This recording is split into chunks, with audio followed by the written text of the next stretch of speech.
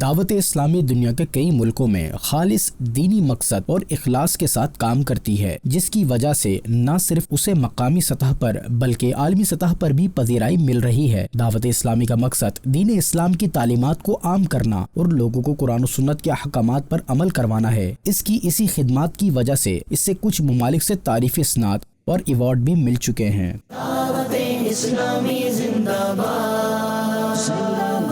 دعوت اسلامی نے صرف پاکستان میں ہی نہیں بلکہ بیرون ملک میں بھی مدرسۃ المدینہ، جامعۃ المدینہ، دارالمدینہ انٹرنیشنل اسکول اور مساجد بھی بنائی، اور اس کے ساتھ ساتھ لوگوں میں قرآن و سنت کی تعلیمات کو عام کرنے کے لیے باقاعدہ سنت و بھرے اجتماعات بھی منعقد کرتی رہتی ہے، جبکہ کئی غیر مسلموں نے دعوت اسلامی کے دینی و فلاحی کاموں کو دیکھ کر اسلام قبول کیا۔ کتنے دین سے منہ موڑے تھے، کلمہ تو نے ان کو پڑھایا، شکریہ تیرا ادا کروں تجھے رب رکھے آباد۔